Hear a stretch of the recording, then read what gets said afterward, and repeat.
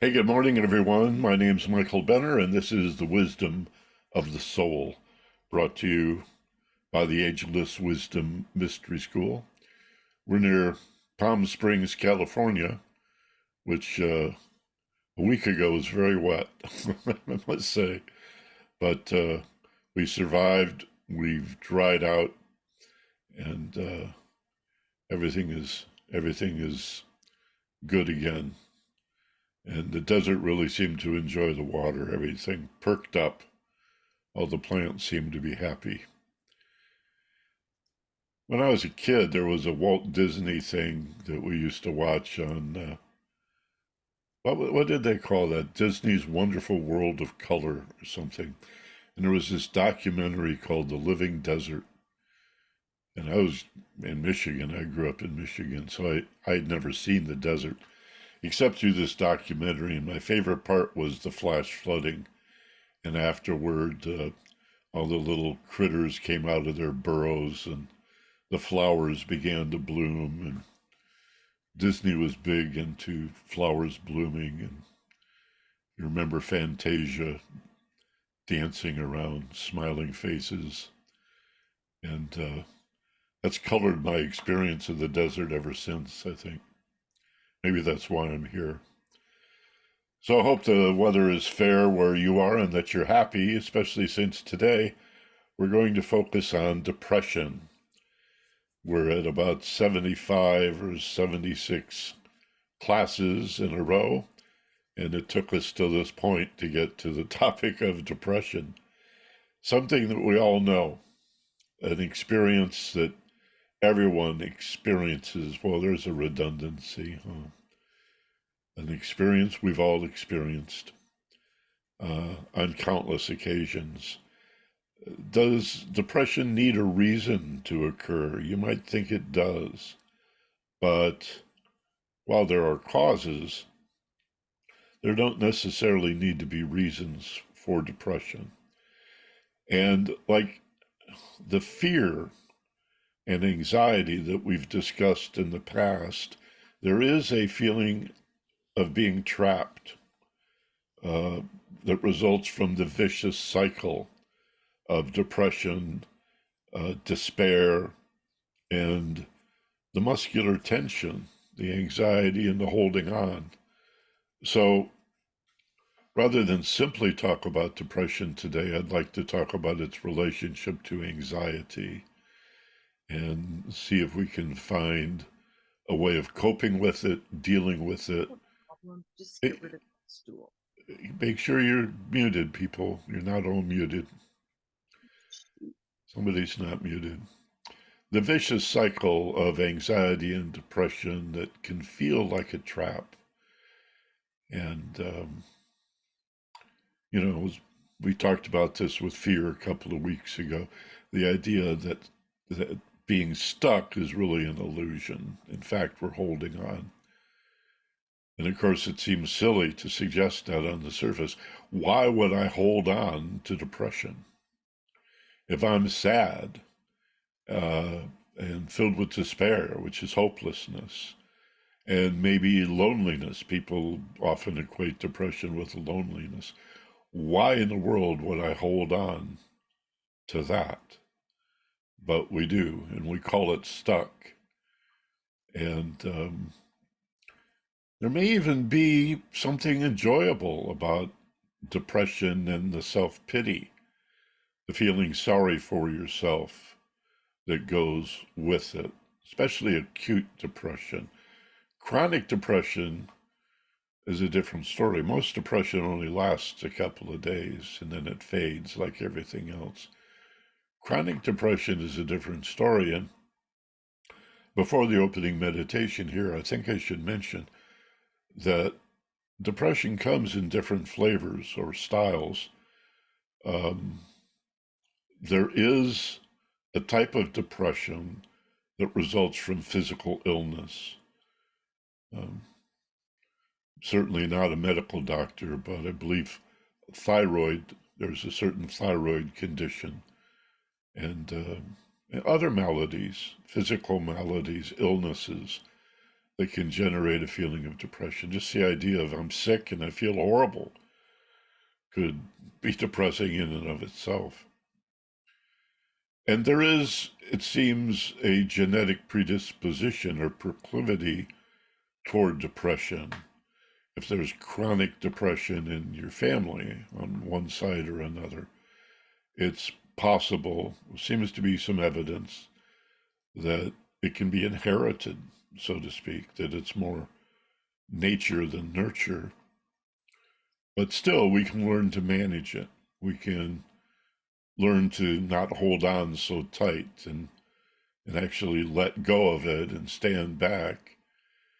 And this is truly the goal, is higher consciousness or expanding our awareness or being interested in metaphysics or spirituality, is how do I free myself from the suffering that I believe is being done to me, but which is largely self-imposed.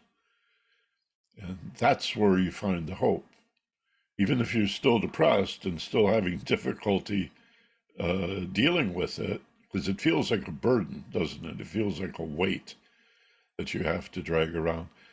But what if you knew it was self-imposed?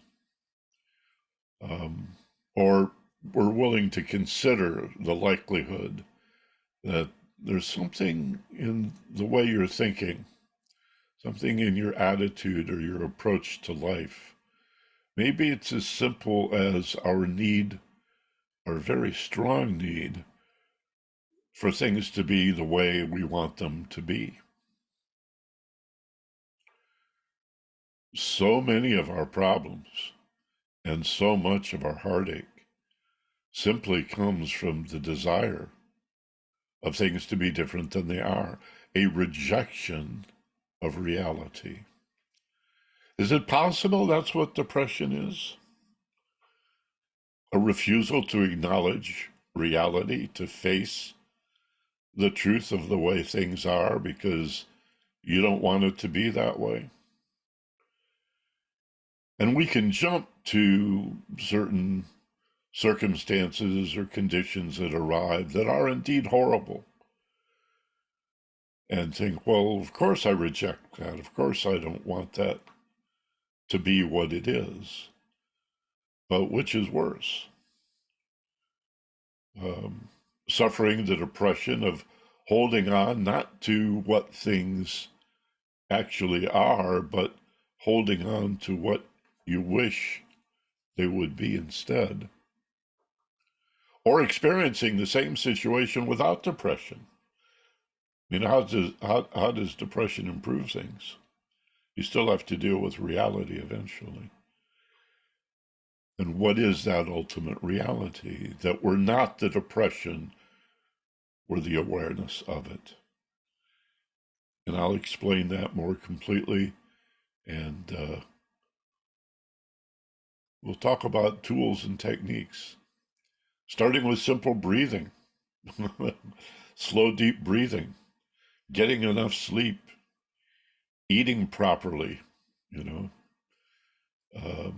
actually spending time cooking food instead of always ordering restaurant food, which is horrible food, even if it tastes yummy. A friend of mine says, poison food is yummy. It's delicious, but it's toxic.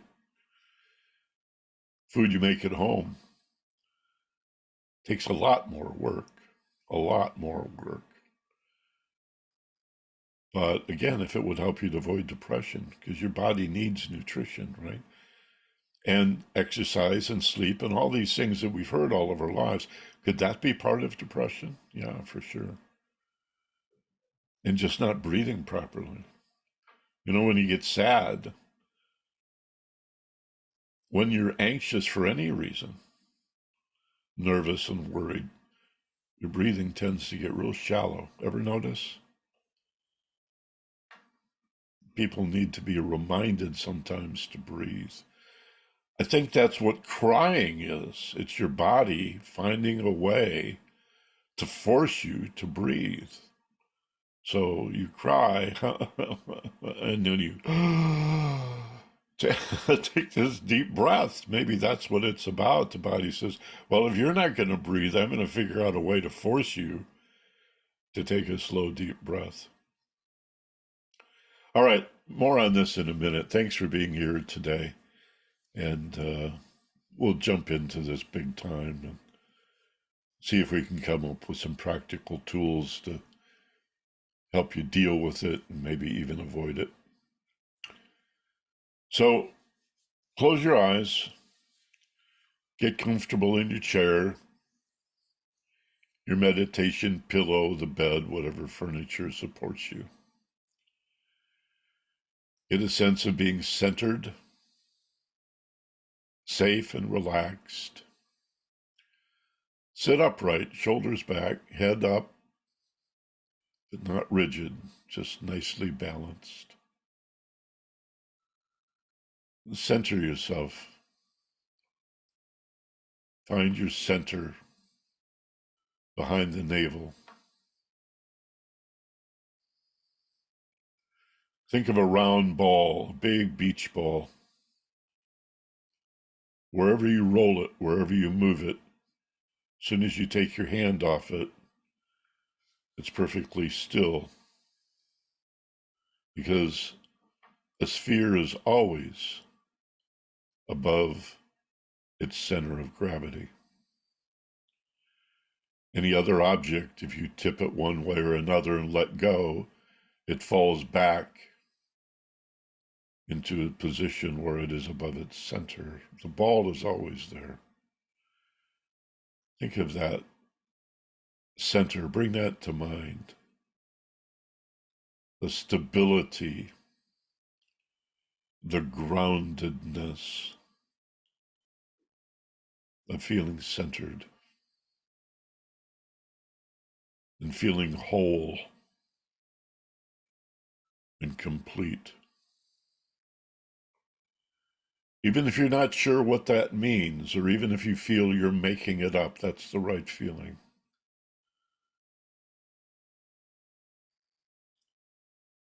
If I could feel balanced, centered, whole, coherent, how would that feel?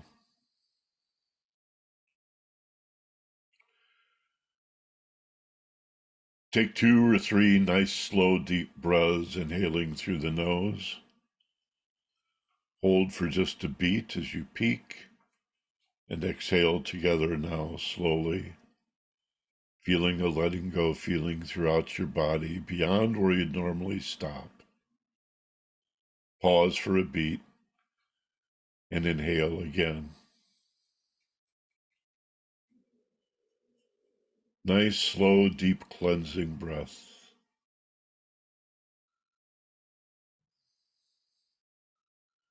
In comes the good air as you inhale. As you exhale, imagine blowing out the stress, the tension, any negativity, sadness. Blow it out. Pulling in strength and power as you inhale, and feel the letting go, becoming even more relaxed each time you exhale. Going deeper and more relaxed.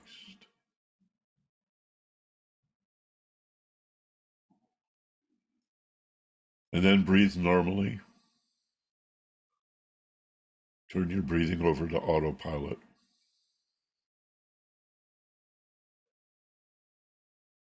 Put your awareness on your breath at the bottom of your nose.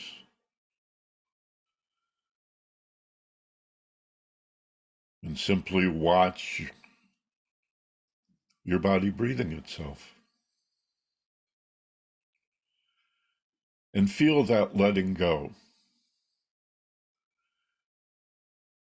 In other words, the first letting go is releasing muscular tension when we meditate. A very important first step to feel muscles relaxing and becoming loose. Almost like butter on a warm day, softening.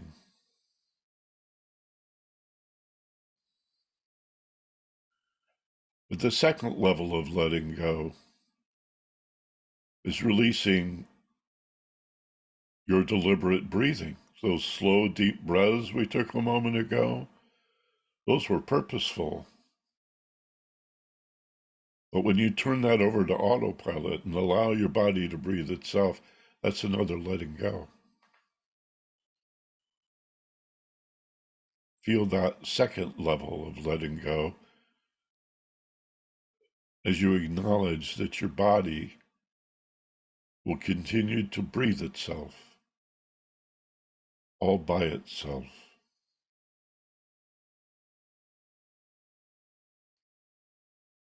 And you identify as the awareness. You're the one who watches the body breathing itself as if it is being done for you.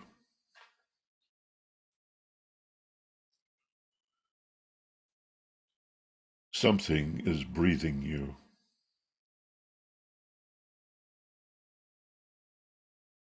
And it's not the you that could at any time assert yourself and hold your breath, or take another big, slow, deep breath, or pant, or do a yoga type breath of fire,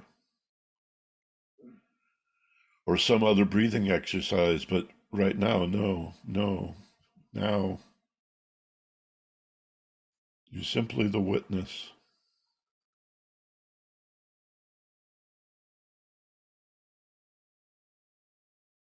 Watching your body breathe itself.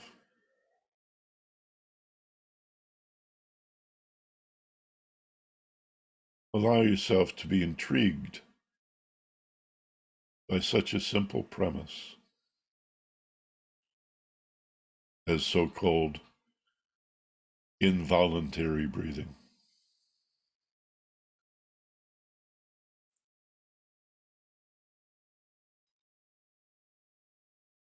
In the same way the heart beats itself without a thought, food is digested and the immune system does its magic, and thousands of other reactions that handle themselves, monitor themselves, regulate themselves.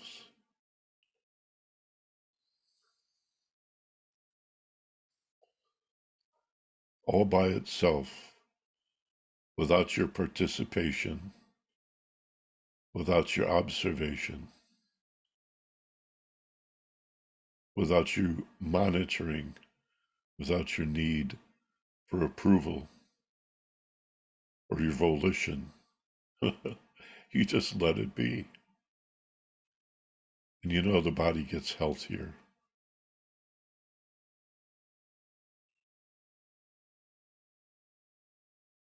That's why healers, physicians, and healthcare people in general tell you to get some rest.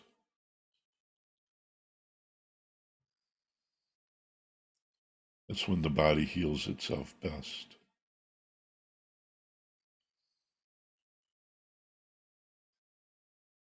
Reminds me of the fact that plants grow faster in the dark than in the sunlight. They need sunlight, and we need to move. We need to exercise. We need to get up and move around, but we also need our sleep. And meditation is a little of both, isn't it? Deep rest with an expanded awareness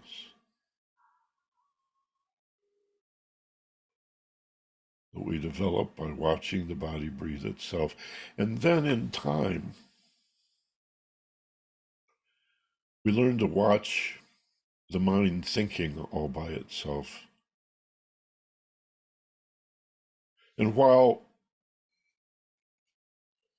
there are deliberate and purposeful thoughts, task-related thinking, such as reading or writing or making a list or a decision or solving a problem.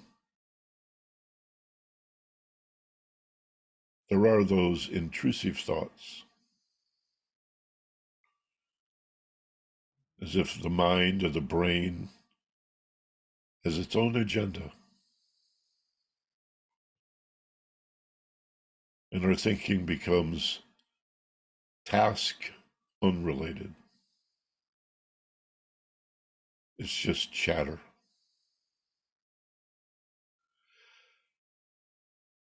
Ideas competing for your attention. You know exactly what I'm talking about. Listen to me. Let's talk about our problems. No, listen to me. Let's talk about food.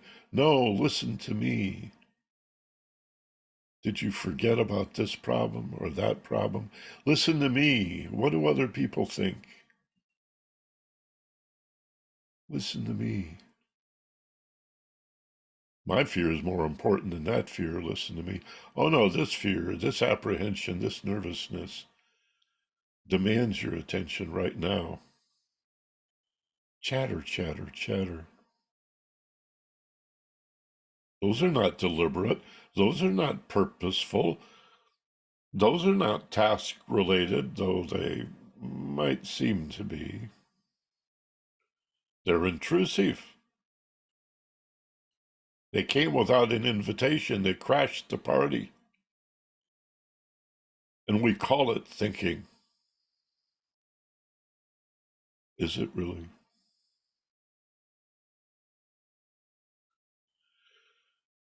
Just as you watch your breath and the body breathing itself, we can learn to watch our mind thinking and distinguish between which thoughts are deliberate, purposeful, and task-oriented, and those that are not. The chatter of the monkey mind, mostly negative, and often leading to sadness and depression.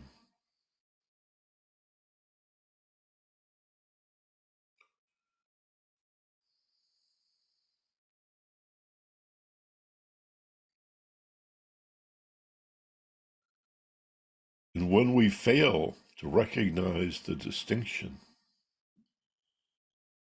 between purposeful, deliberate thinking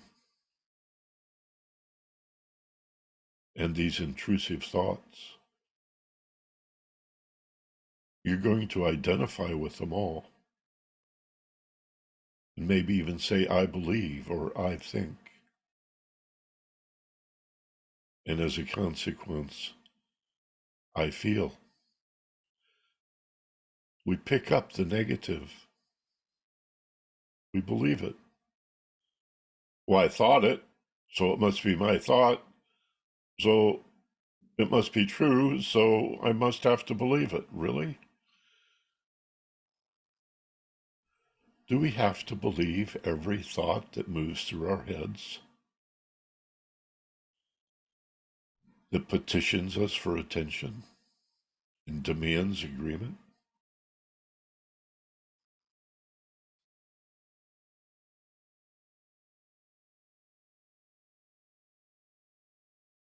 Can we say no to a thought? Can we say that's not true? And if that intrusive thought argues back and says, yeah, but I've been around for a long time. We've been thinking this way as long as we can remember.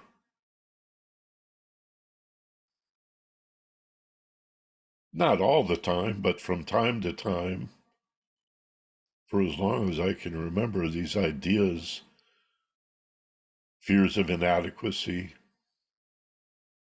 just not good enough, smart enough, handsome enough, cool enough,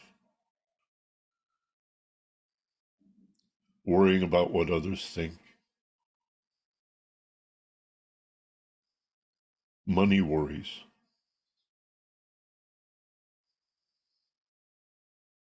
and all that's related to career, jobs, finance, relationships, stuff breaking. God, it just always breaks, doesn't it? Always something.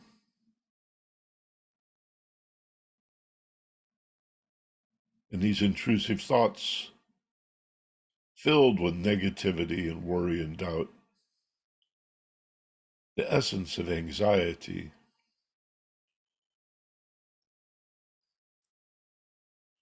arrive right on schedule to remind us how helpless we are. And we embrace them and believe they must be true because they're our thoughts. Are they really? Can you distinguish between deliberate, purposeful volition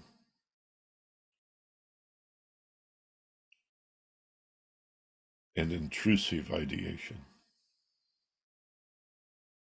Consider that for a moment.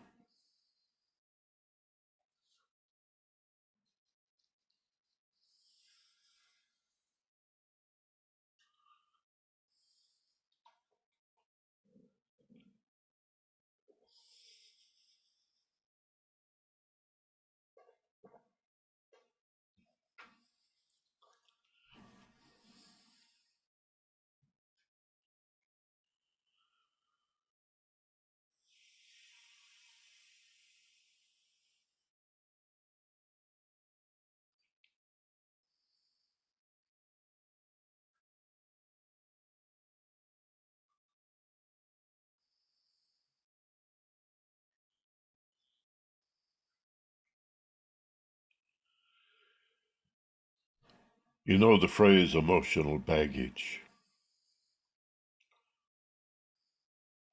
What's in those bags, those emotional suitcases that is so precious and so dear to us that we carry them everywhere?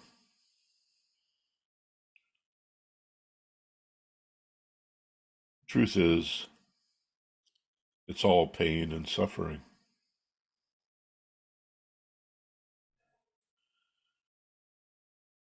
We know it's all pain and suffering because happiness and joy, freedom, peace of mind, true personal liberation is everywhere, equally present. You don't need to carry it or hold on to it because it's everywhere. And because it's everywhere, we become unaware. What does a fish know of water?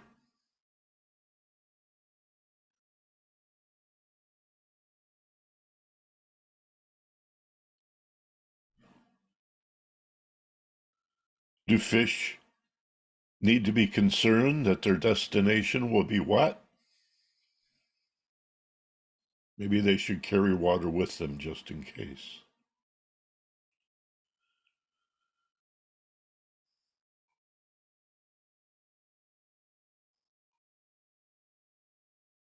Happiness, joy, love, consciousness, they're all the same thing.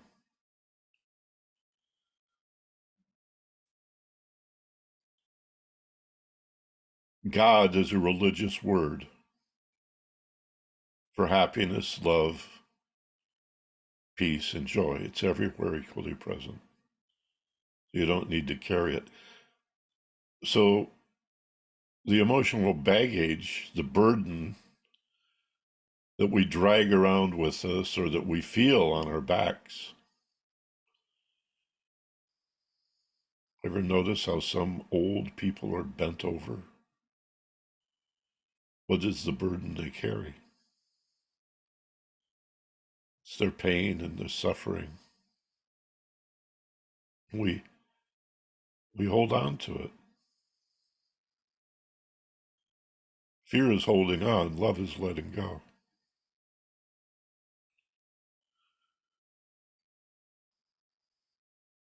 You can put your depression down. You can release your sadness. In the same way, we can release our anger and our animosity,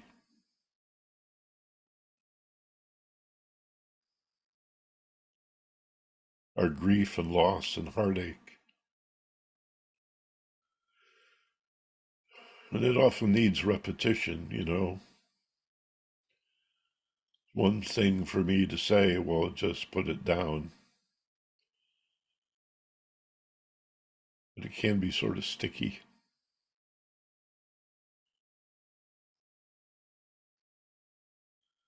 Sometimes it's like getting gum off the bottom of your shoe. I understand that. Been there. We keep letting go. Abandon blame. Blame of others and self-blame too. Give it up. It's just a justification for holding on to the pain. It's the reason why that you hold on to, and therefore allow to persist conditions that we claim we really don't want to continue to experience, but we hold on. Even an attempt to push away is a reaching out and clinging and grasping and holding on. Put it down. Take a breath. As you exhale, let it go. And repeat.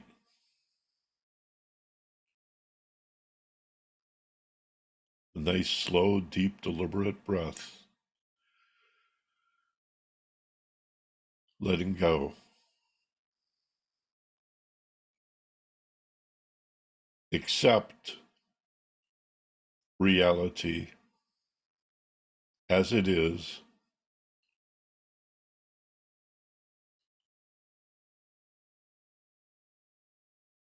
And the pain goes away.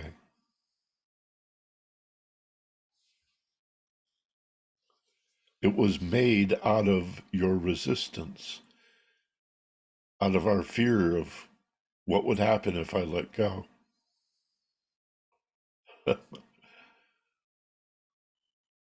We're afraid of what would happen if we let go. And so we hold on to that pain.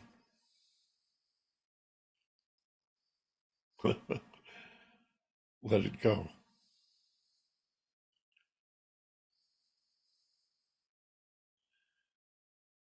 Be the awareness of it. That's non-attachment.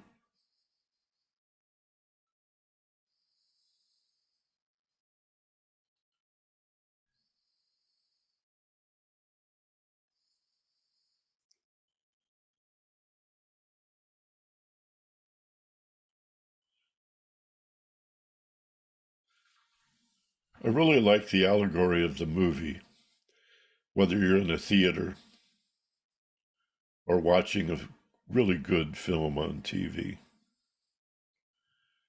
And we get so caught up in it, so affected by it. It seems so real.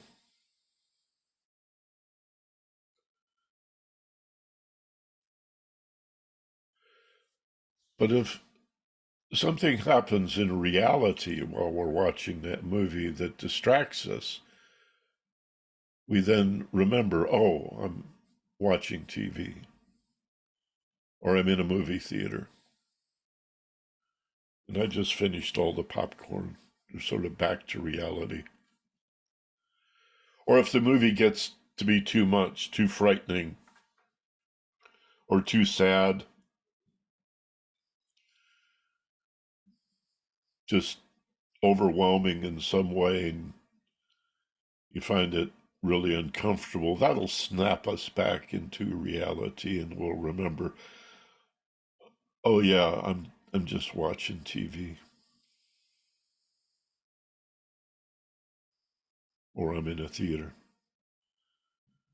Enlightenment is similar.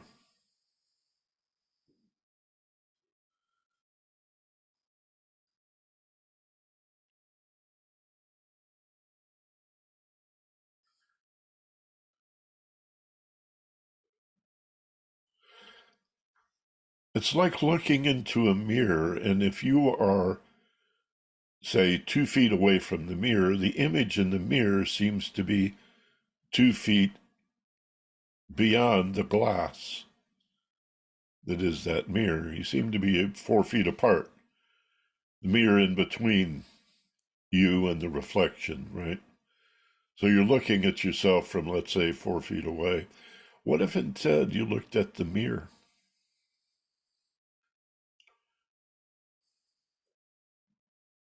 And then you looked at the reflection deeper into the mirror. And then you shifted and looked at the mirror. That's what that's what waking up is. That's what I mean by letting go.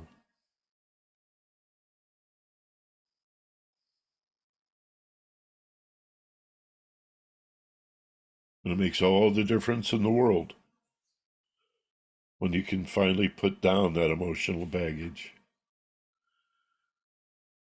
and fly, be that free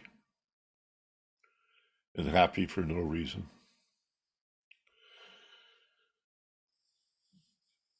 Ponder this. Bring this to mind. Repeat it in your own meditations.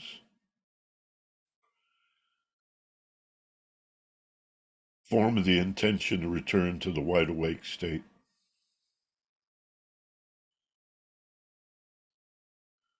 Remember where you are. Feel the furniture supporting you, the room in which you sit, the Zoom class that you've joined today. Inhale a nice, big, slow, deep breath. Open your eyes now and exhale, wide awake, eyes open. Eyes open now, wide awake, alert, refreshed, rested, back in the room, feeling better than before. Eyes open, wide awake, feeling better than before.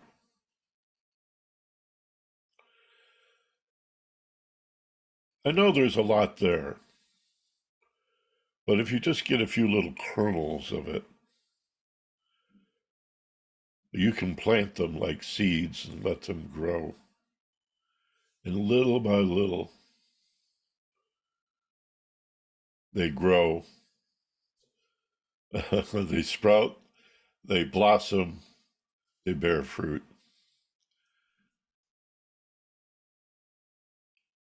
Sometimes the challenge to me as a teacher is to avoid repetition.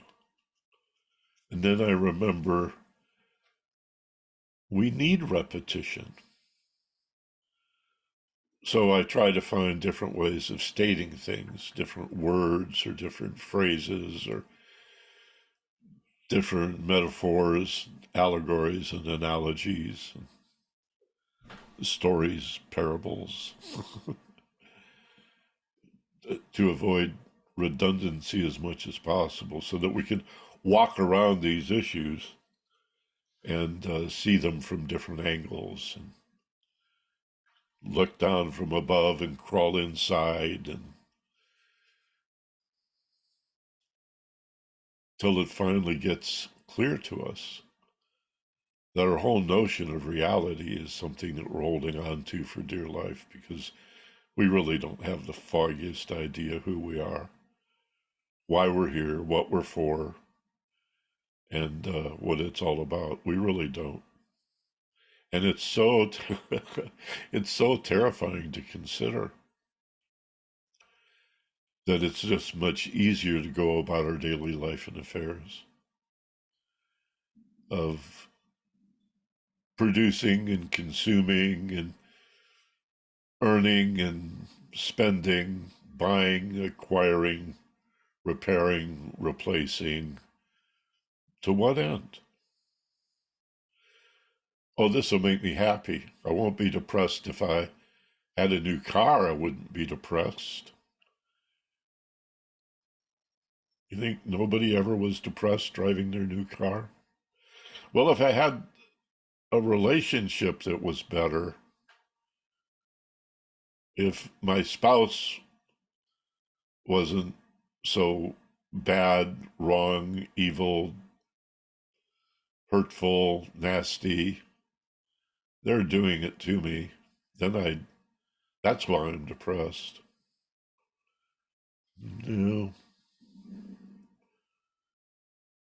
no, not really.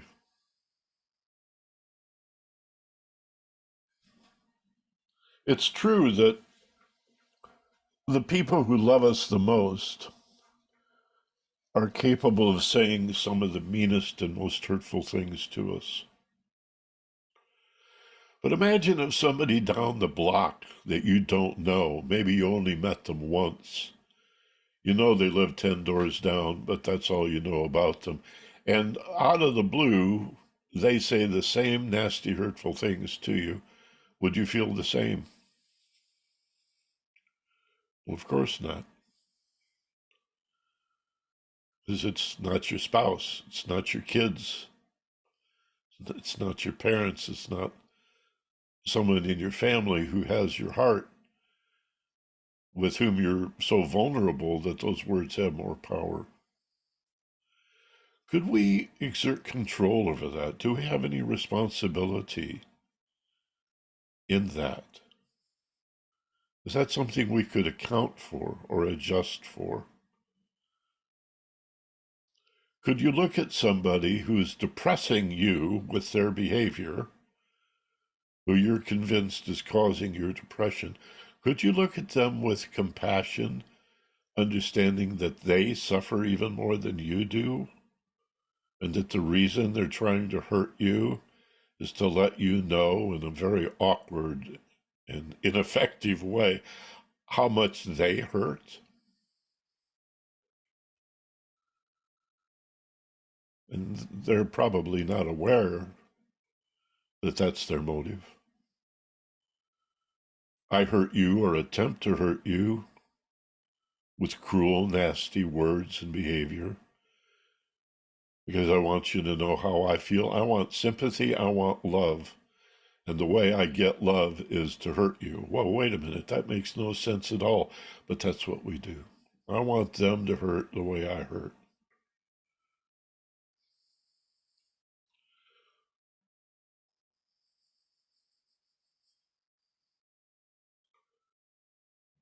There's a scene I often think of. It's just so profound for me, personally anyway. It just hit me like a ton of bricks when I saw it. It's an old movie called Breaking Away. God, it's got to be 20 years old. Breaking Away. And it's about these townies, these kids in, I think it's Indianapolis. Um, I believe that's where the University of Indiana is located. And it focuses on these kids that live in the same town as the university, but for whatever reason, maybe because financially they just can't afford it, um, they're not in the university. But there's this one boy who just loves riding bicycles, and he admires these Italian bicycle riders, and he's got posters of, instead of Farrah Fawcett on the wall, he's got posters of these Italian road racers, or not motorcyclists, bicyclists. And that's what he loves to do, is jump on his bike and ride 50 miles. And at one point he comes down, he comes down the stairs in the morning and he's all happy and bubbly and effervescent, and it's a beautiful day, and he can't wait to get on his bicycle and enjoy that freedom of riding in the bike and the wind and the hair and the sun and the fragrance of the freshness of a new day. And he's just so happy. And his mother offers him breakfast and he says, no, I don't have time for breakfast. He grabs an apple and he says, I'm going off on my ride. And the camera pulls back slowly to include the father sitting at the table, and he is seething. He's just so angry. And his audience were thinking, why is he so angry? Why is he so upset? And then he brings his fist down on the table, bangs, bangs his fist on the breakfast table. Everything jumps up about 6 inches. And he yells out to the wife and the universe, why is that kid so damn happy? What right does he have to be happy? I was never happy when I was a kid.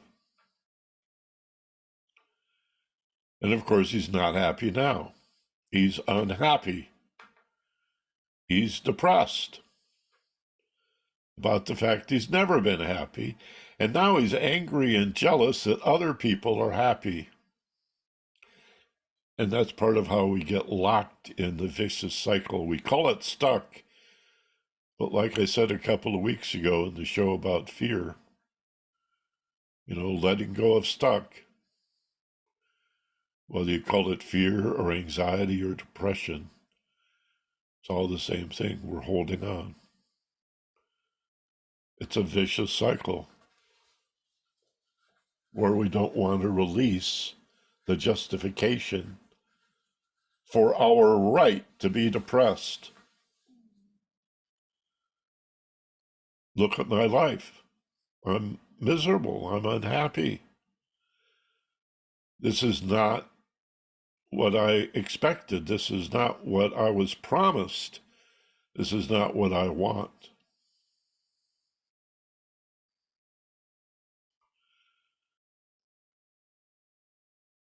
I think John Lennon said reality is what happens while you're making other plans. But it is reality.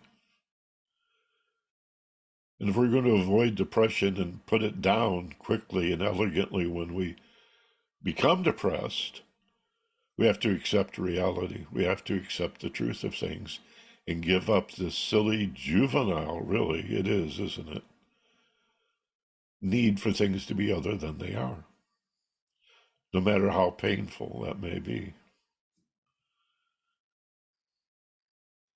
The fact that life is painful and that we all have problems and we all suffer heartache from time to time is so evident and so obvious and self-evident that in Buddhist philosophy, it's the first noble truth. You will know suffering. Imagine creating a philosophy and then deciding that it should have an order. And where do we begin with this grand philosophy of reality? Well, we begin with number one, you will know suffering. Life is suffering. Well, that's pretty damn profound right there, and something most of us really don't want to admit. Life, turn on the TV. Every commercial is telling you, you don't have to suffer. We've got a pill for that. You don't have to suffer. You just have to save $30 a month on this insurance instead of that insurance. And then you'll be happy. You don't have to suffer. You just need to buy this product or engage this service. There's just something missing in your life. What if there is nothing missing in our lives?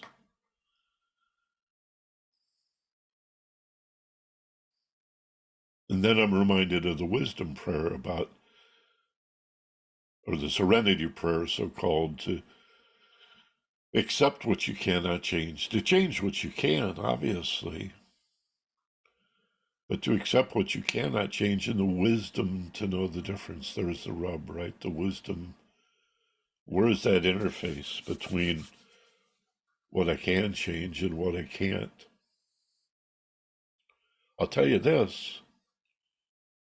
If we're going to change, to improve, or modify conditions,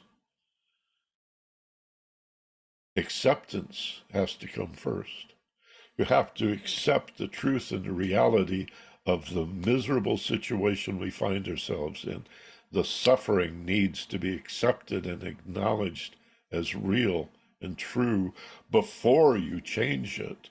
The idea of I'm going to change it and then accept the improvement, I'm going to delay acceptance, embracing reality, I'm going to put that off until after I fix it, is part of the trap. You've got to acknowledge it first. Start here. This is reality. I'm feeling miserable. There's a person in my life right now who is going through divorce, separation. In other words, there's children involved. So there's a divorce between husband and wife. There's custody issues with the kids and what they're going through. There's a house change and a job change all at once. Talk about change. This individual saw his marriage blow up, lost his kids, not completely. They're pretty amicable, so there's visitation and all of that, but it's not the same. You still wake up at least 50% of the time with no kids in the house. And then moving to another house, and then a job change on top of that. Wow, that's pretty stressful. That could create a real blend of excitement and depression. What are you going to hold on to? Well, you don't need to hold on to the excitement, the promise, the hope that things could get better. That doesn't go in the emotional baggage. What we hold on to is the depression based on the anxiety that comes from not knowing what's going to happen next. That's what depression is made of. That's what it comes out of. I've got a little tip sheet that I wrote up 6 or 8 years ago for a seminar I did on depression that I'm going to consult here just to make sure that I just want to read through this, make sure I've hit on every point. Then in about 8 or 10 minutes, we'll go to Q&A. So if you have comment, questions, boy, I'd really love to hear from you. So here are a series of bullet points that I wrote down from this seminar back in the day. Depression, first of all, to define it, it's sadness, it's despair, which is hopelessness, and numbness. There is a sense of numbness that goes with sadness. It's funny that not feeling, being numb and not feeling hurts. Isn't that weird? That it hurts not to feel. Well, how could that be? Seems like a contradiction. If you couldn't feel anything, you wouldn't feel the hurt. But the truth of it is, and you know what I'm talking about once I bring it up, right? Times you felt sort of numb. There was an ache that went along with it. You know something's wrong. There's a link between depression and anxiety, as I've been saying. Anxiety promotes rumination and worry.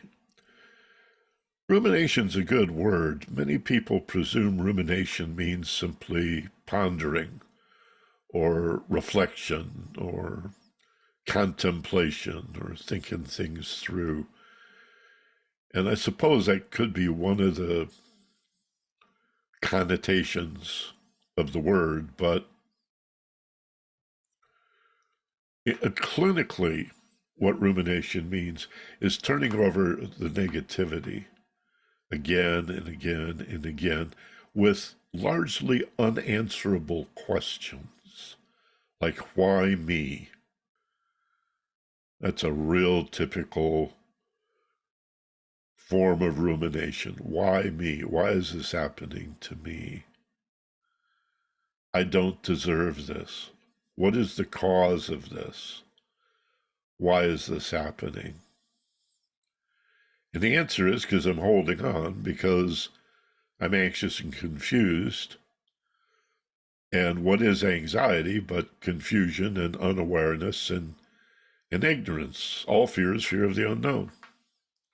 But we don't know that. we don't know that all fear and stress and anxiety is what we don't know. We don't know what we don't know. And rumination tends to focus on the past with the why me and avoid the present and maybe projecting the negativity like a long, dark, distorted shadow into the future.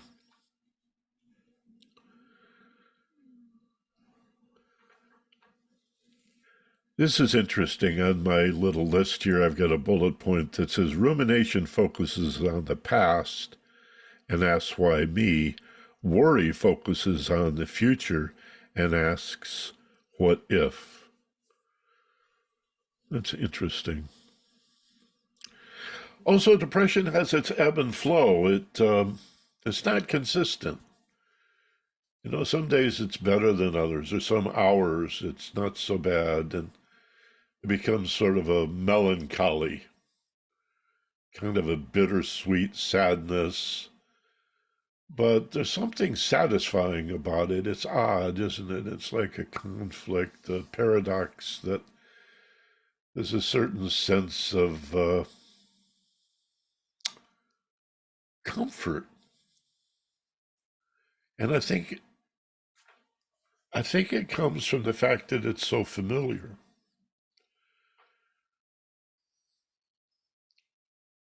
When depression becomes familiar, it can become sort of a cozy place to go. Even though it hurts and you don't like it, it's painful, it's lonely, it's hopeless, but it sure is familiar. Maybe that's another reason we find it sort of a cozy place to go. It's possible to be unaware of the fact that you are anxious or depressed. Again, awareness is the antidote. So unawareness would be the problem. Unawareness, again, is just another word for anxiety, stress, and fear. We think it's about danger. It's not. It's about confusion and ignorance. Though depression can lie to you and bully you, most of the causes have nothing to do with brain chemistry. So don't be deceived by the popular use of antidepressants. One of the side effects of antidepressants is depression. Now, how crazy is that? One of the big untold secrets, because television, and for that matter, print media as well, is supported largely by the pharmaceutical industry. They're prevented from for obvious reasons, their own financial interest, from running stories about the number of suicides and murder-suicides that are committed by people on antidepressants. It's taboo in the society. You're not allowed to talk about it. And if it is reported, it's like, well, the shooter was depressed. So it's understandable that they would be on antidepressants. I mean, you would think antidepressants would be prescribed only by a experienced and qualified psychiatrist, but no, an internist, a general practitioner, any medical doctor, pretty much, can prescribe antidepressants. And they're so popular, they've been used so frequently by so many people that they're actually in the ecosystem. When it rains antidepressants. I know, sounds like I'm making that up. Sounds crazy. And you can say, well, it would have to be micro, super small amounts. Okay, I'll grant you it's very, given the volume of water when it rains hard, for example, or the oceans. Yeah, that's a lot of water, but still, imagine there's antidepressants in your tap water. And antibiotics too, for that matter, but another topic for another day. So it's justified by people who do understand this by saying, well, the benefit outweighs the risk. And so if the downside of antidepressants is that a few people get murdered and a few people commit suicide, or a few airplane pilots just fly an airplane into the side of a mountain or ditch it in the middle of the ocean, and nobody has any idea why anybody would do such a thing. Suicide is one thing, but taking 300 innocent people with you, or these mass shootings, some of them are clearly politically motivated, or like yesterday, racially motivated. But so many of them seem to be for no reason at all. Oh, well, the shooter was depressed. The headline is the shooter was on antidepressants, and if you look on the label or read deep into that literature, you'll see murder-suicide as one of the side effects. More so with some antidepressants than others, but nevertheless, that is not a solution. And if you take some, for example, serotonin reuptake inhibitor to keep serotonins and other neurotransmitters artificially high in your body, the truth is that you're not only dulling your awareness of the depression, if I can say it that way, but dulling your awareness of every other feeling. So you end up being sort of a zombie, walking around in a trance where, yeah, I feel better, meaning I don't feel the pain of the depression, but I also don't feel much of anything else. That's the numbness we talked about. And with antidepressants, it often becomes worse. So enough about brain chemistry. And when the doctor says, oh, you're missing this chemical in your brain, and this pill will supplement that. No, not with most antidepressants. Most depression comes from the failure to find meaning and purpose in your life, especially in employment and career. And then there's other factors we talked about, like your lifestyle, the frenetic pace, stress, driving too much on the freeways and highways, commuting long commutes, very, very stressful, can be very depressing. A lack of social contact. I think it was the pandemic and the quarantine was very depressing for people. I mentioned the poor diet, insufficient sleep, a sedentary lifestyle, just excessive use of social media. You might say, oh, well, I do have social contact through TikTok and Instagram. The more social media we use, the less social connection we have. It's, again, paradoxical. Cigarette smoking, vaping, nicotine can lead to depression, and of course, chronic illness, being sick for long periods of time. And there's more, but I'm going to leave it at that. It's almost 10 after.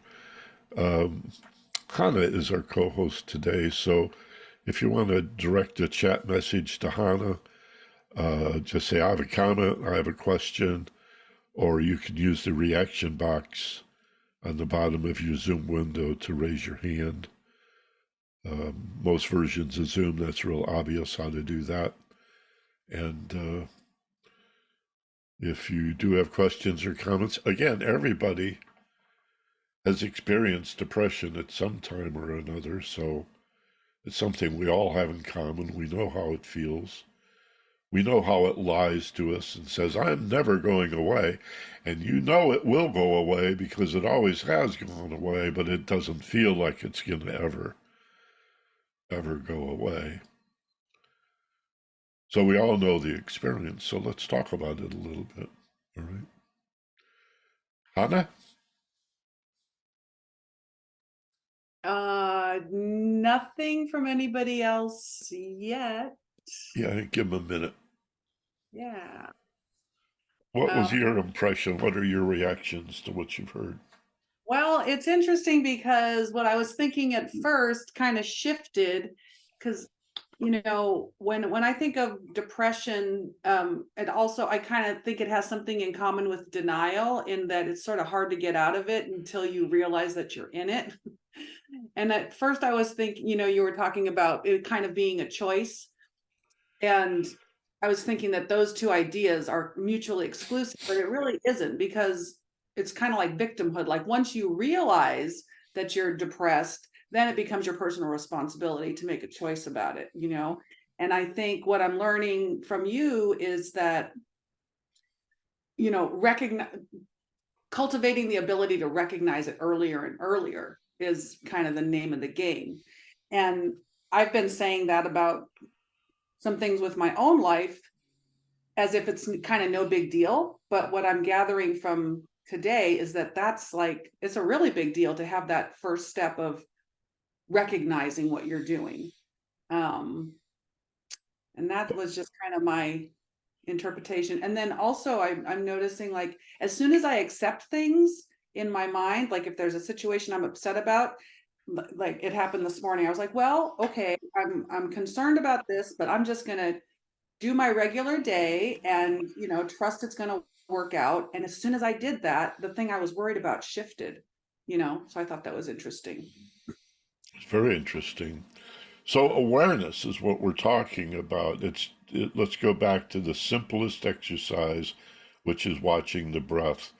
The difference between breathing all day long and not being aware of it, and then doing a meditation where the whole point of the exercise is to be aware of the body breathing itself from a non-attached place.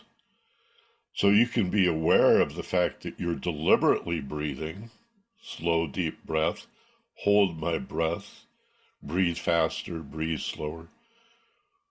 And you can be aware of letting go of all of that and allowing the body to breathe itself.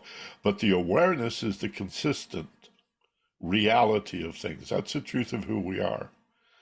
So anytime you use the word recognize, I'm going to use the word awareness.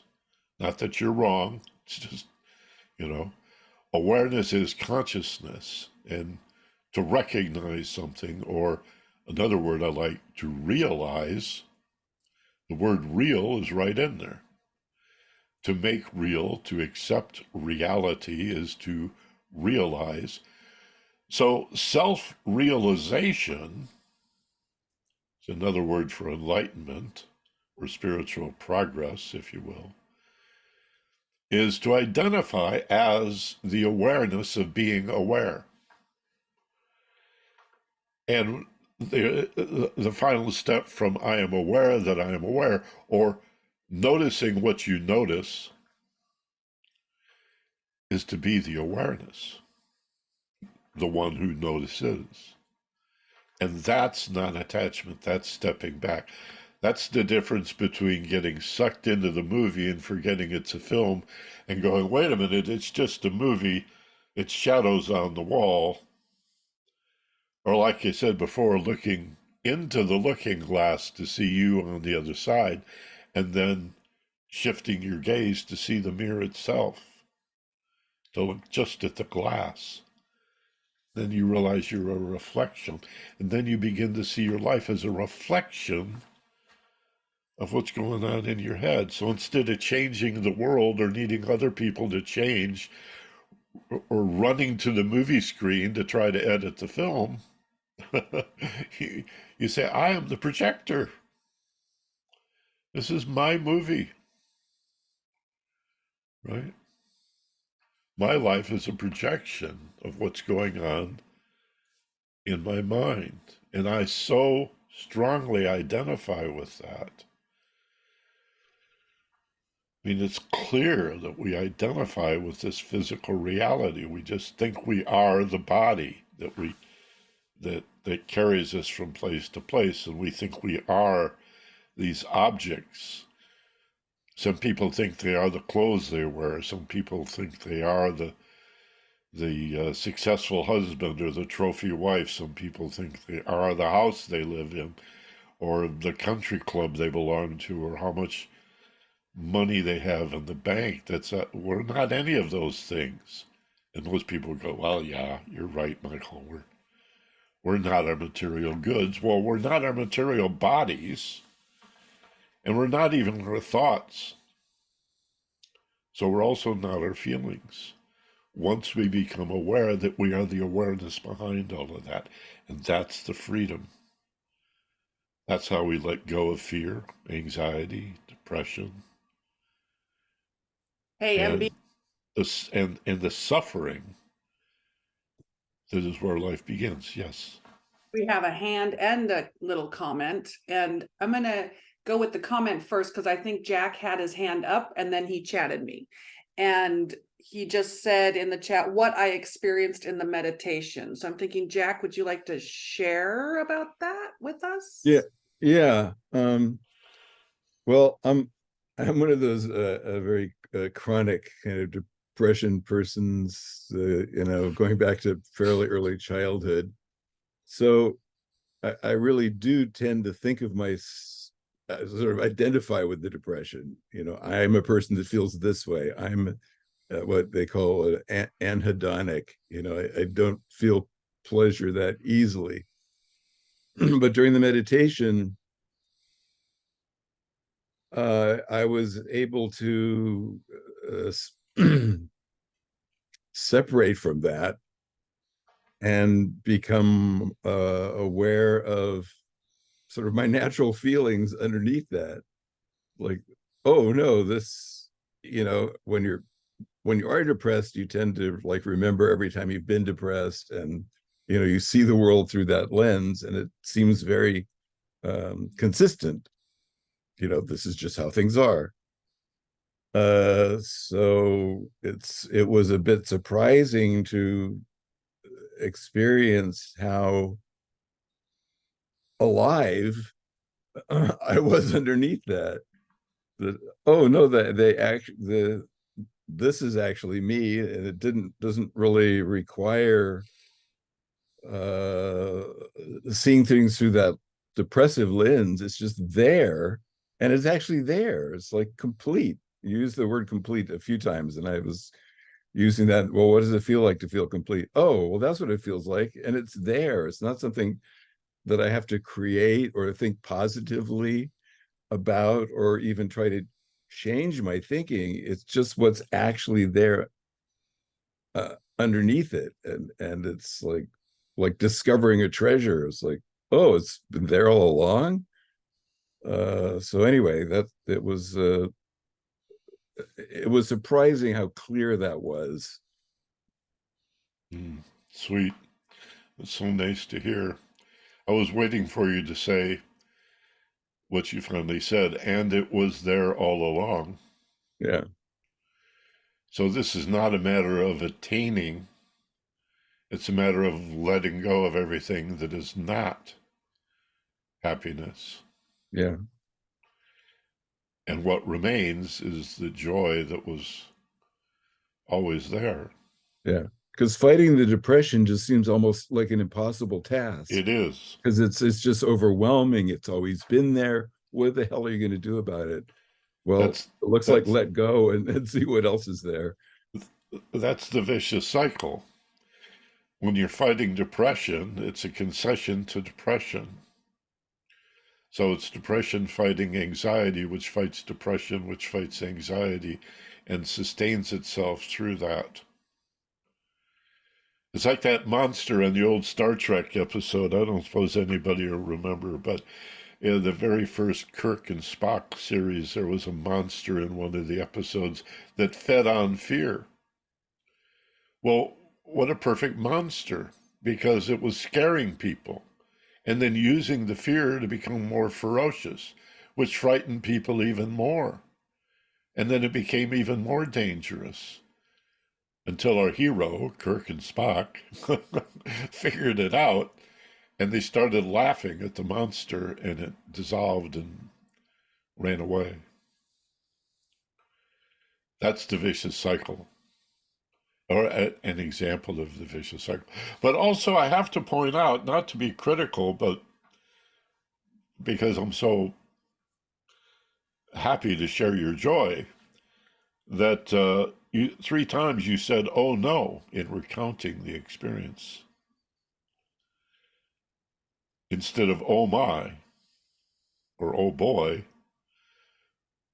Any insight into why you may have said "Oh no"? Um, uh,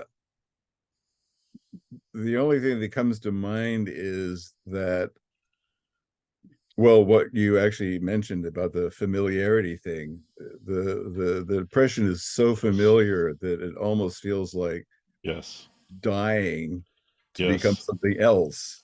To be happy, yes. Yeah, that's like, what's that going to be like? That's Exactly. almost frightening, which sounds absurd, but It is absurd, but it's something we all know and understand, and it's something that we all do. And most people grow old and die and never even approach it. Never even approach it because they're so conditioned to hold outside events beyond their control responsible for everything in their lives. Yeah.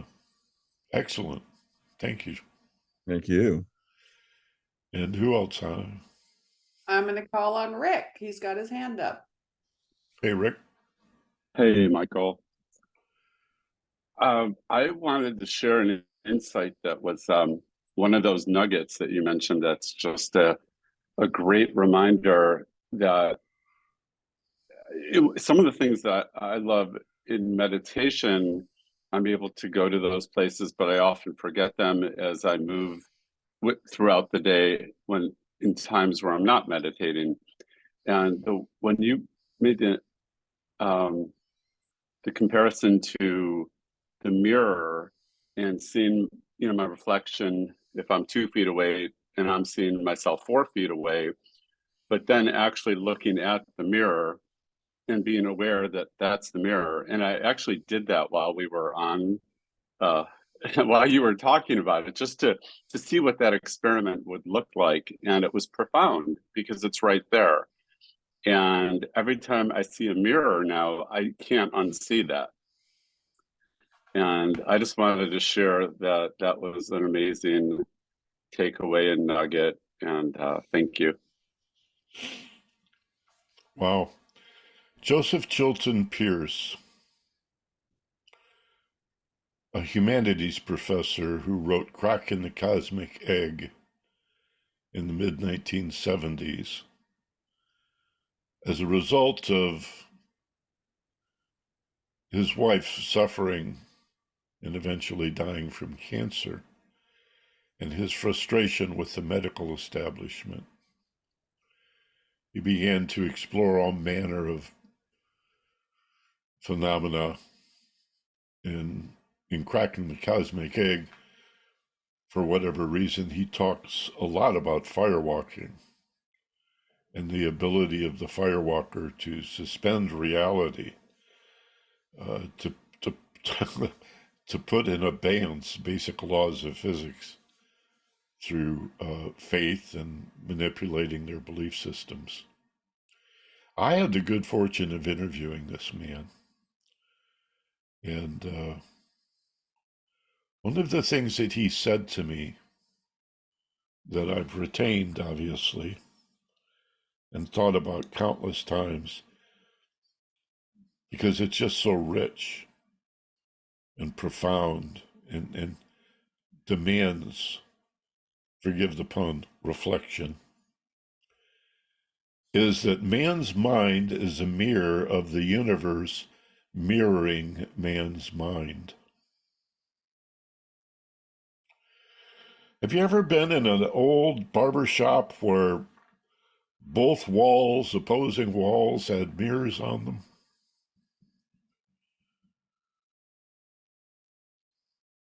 I'm asking you, Rick.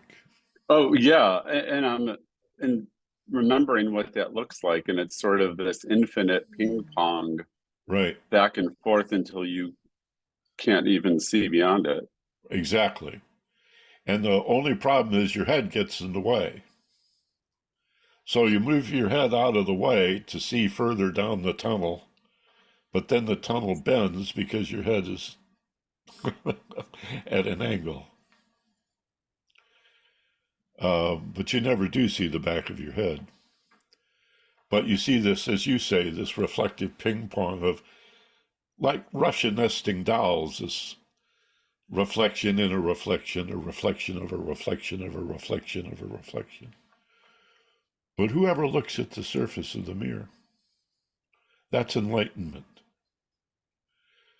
Enlightenment is not an event. It's not something that's going to happen to you where suddenly everything in the world looks different to you, like psychedelic or fluorescent or dreamlike, or that's not it at all. It's just taking one step back and being aware of the fact that it's rising and falling. It's not as solid as we believe it to be. And it's certainly not permanent. You cannot find anything in the material world that is permanent. So instead of seeing things as existing and you're going to buy this and acquire that and own this, everything's on loan from the universe. You don't own anything, even your body. What's that great line?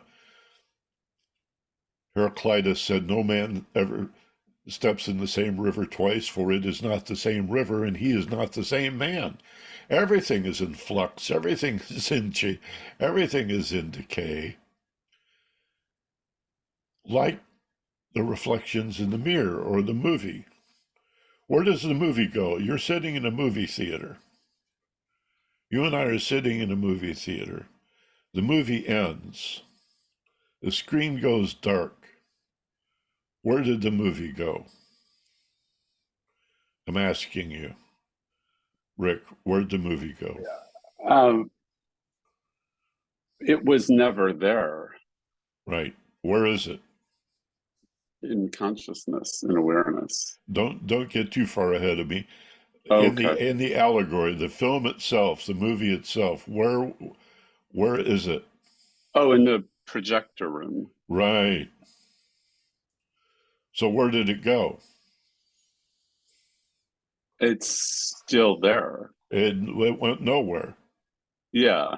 It's still there, outside of space and time. For an hour and a half or 2 hours, we thought these colored lights dancing on this white screen on the wall at the end of the room, we thought that was reality. That's a perfect allegory for physical Yes. dense reality.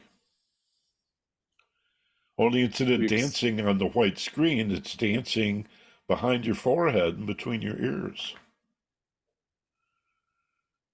And we don't have to buy into it.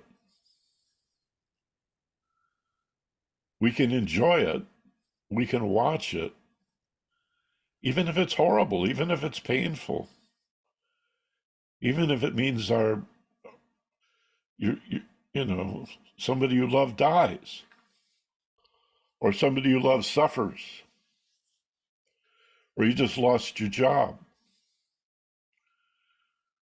or your partner kicks you to the curb, or your team lost the World Series. There's a big crisis. Whatever it is that depresses you, you don't have to hold on to the feeling. You observe the feeling. Oh, I am feeling depressed, but I'm not depressed. I am feeling depressed. And it will pass because it always has, and everything does. Like clouds, they build, they sustain for a moment, but they're always changing, and then they disappear. Be the sky. See, not the cloud, be the sky. The sky is unchanging. And in fact, what is the sky? It's empty. This Michael? is this is what, give me one moment. This is what Buddhism refers to as emptiness. The sky is often used as an example because you can point to the sky, but you can't touch the sky. Jimi Hendrix said you could, but he was tripping. You can't touch you can't touch the sky because it's only a concept. It's not real. There's no such thing as sky, right? Ancient it's people thought it was a dome and that stars were holes where the heavens shone through. It's not a dome, it's just light reflected off the atmosphere. And the atmosphere absorbs every color but blue and reflects blue. And we call it the sky, but you can't touch it. It's invisible. It doesn't exist. It's just a concept. That's reality. Watch it, enjoy it, dance in it. The purpose of life is to be happy so that you can be better at giving to other people your happiness and your love. I'm sorry, Hannah, you were going to say? I Thank you, Michael. Thank I, you, Rick. I have to sign off, but before I do, I just want to say Larry chatted and he has a comment. All right, let's go to Larry and then we'll wrap it up. And Hannah, thank you for hosting today. Thanks. Bye-bye. Larry, go ahead.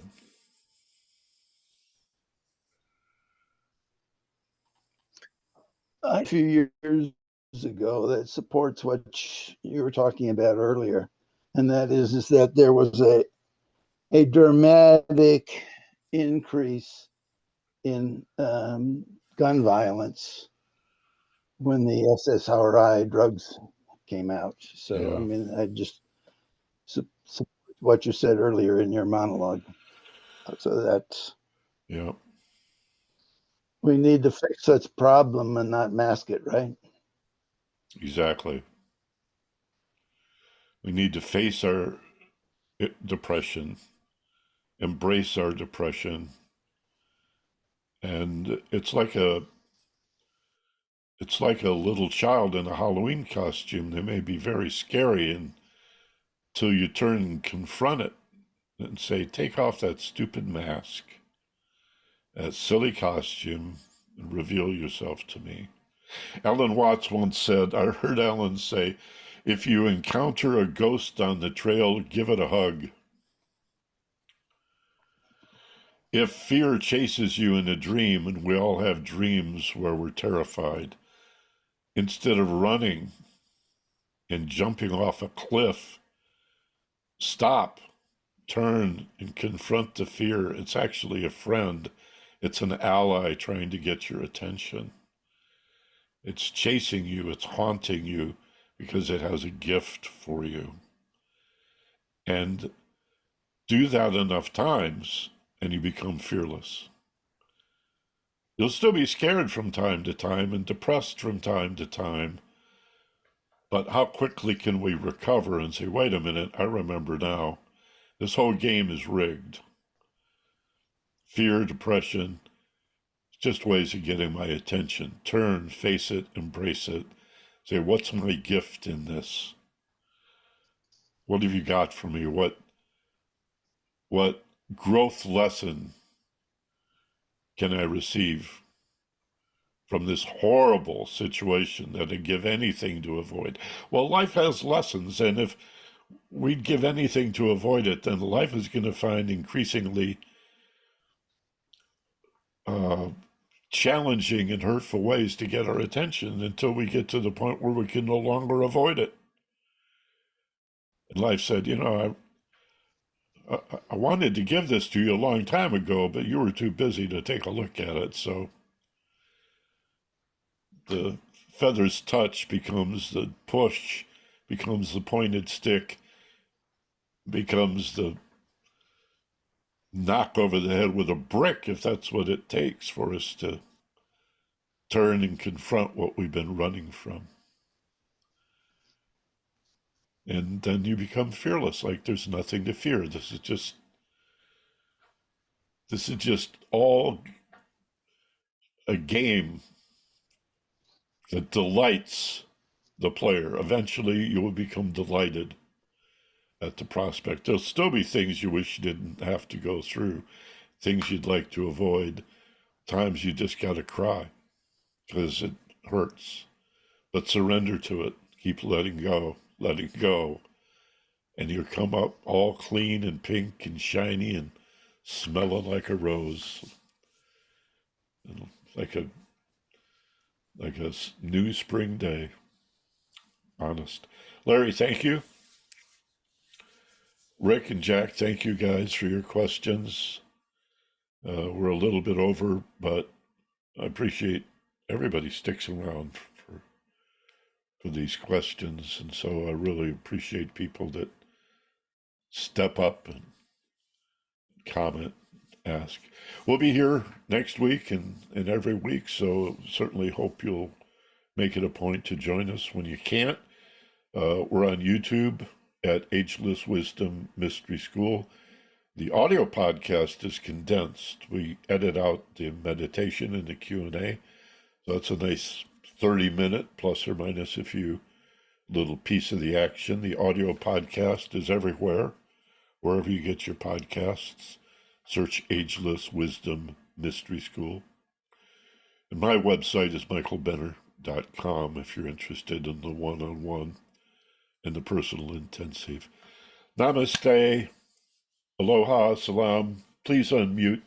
Say thank you to your friends for being here, and we'll see you next week. Thank you, Michael. Thanks. Thank Thanks, you. everyone. Bye. Thanks, Thank you. everybody. Thank you, Michael. Thank you all. Thank you. See you later. Thanks. Thanks a lot, Michael. Cheers. Cheers, Michael. Aloha.